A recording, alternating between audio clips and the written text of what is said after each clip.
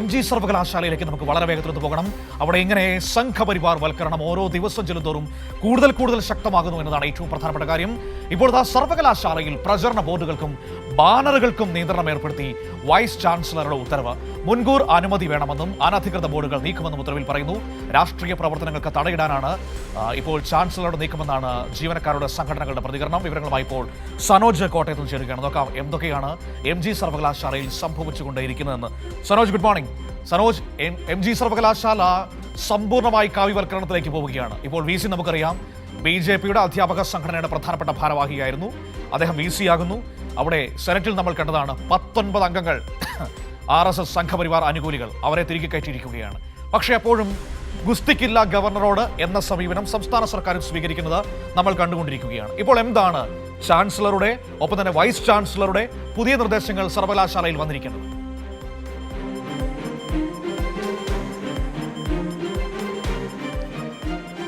മനു, ഗവർണറോട് ഗുസ്തിക്കില്ലെന്ന് മാത്രമല്ല, സംസ്ഥാന സർക്കാർ കേന്ദ്ര സർക്കാരിനോടും ഗുസ്തിക്കില്ല. തങ്ങൾ നൽകുന്ന വീടുകളിൽ മോദിയുടെ പടം വെക്കാൻ അനുവദിക്കാമെന്നുള്ള തീരുമാനങ്ങളിലേക്കൊക്കെ സംസ്ഥാന സർക്കാർ പോകുമ്പോഴാണ്, അതായത് സംഘപരിവാറിന് കീഴടങ്ങുന്ന ഒരു സംസ്ഥാന സർക്കാരിനെയാണ് നമുക്ക് കഴിഞ്ഞ ദിവസങ്ങളിലൊക്കെ കാണാൻ കഴിഞ്ഞത്. ഇന്നലെ അതുതന്നെയാണ് തദ്ദേശ വകുപ്പ് മന്ത്രി കൂടിയായിട്ടുള്ള KM ഷാജി തുറന്നു പറഞ്ഞത്. എന്തായാലും ഈ സർക്കാർ അധികാരത്തിൽ വന്നതിനു ശേഷം MG സർവകലാശാലയിൽ സംഘപരിവാർ അനുകൂല സമീപനം സ്വീകരിക്കുന്ന കാര്യത്തിലേക്ക് ഗവർണർ പല ഘട്ടങ്ങളിലായി അദ്ദേഹത്തിൻ്റെ നടപടികൾ നടത്തിയിട്ടുണ്ട്. അതിൻ്റെ ആദ്യഘട്ടം എന്ന നിലയിലാണ് സംഘപരിവാർ അനുകൂലിയായിട്ടുള്ള പ്രൊഫസർ മാവൂദിനെ VC ആയി നിയമിച്ചത്.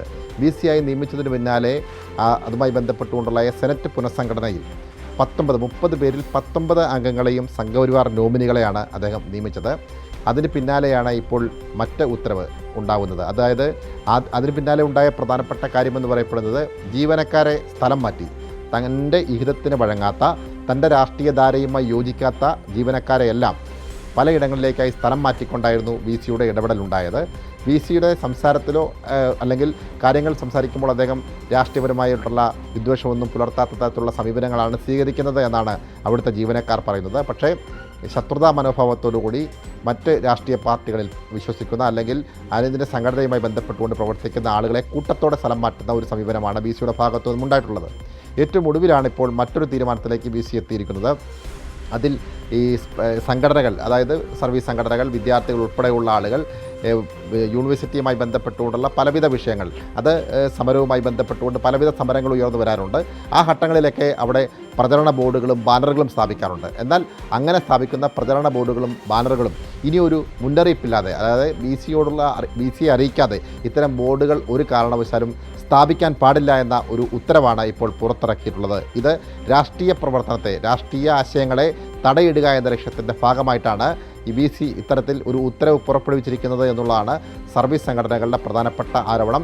VCക്ക് വേണ്ടി രജിസ്ട്രാറാണ് ഈ ഉത്തരവ് പുറപ്പെടുവിച്ചത്. ആ ഉത്തരവിൻ്റെ പകർപ്പാണ് ഇപ്പോൾ നമുക്ക് ലഭിച്ചിട്ടുള്ളത്. എന്തായാലും തങ്ങളുടെ രാഷ്ട്രീയത്തിനെതിരായി നിൽക്കുന്ന ആളുകളെയൊക്കെ തന്നെ ഉന്മൂലനം ചെയ്യുക എന്ന സംഘപരിവാർ അജണ്ട നടപ്പാക്കിക്കൊണ്ടിരിക്കുകയാണ് സർവകലാശാലയിൽ എന്ന കാര്യത്തിൽ യാതൊരു തർക്കവുമില്ല.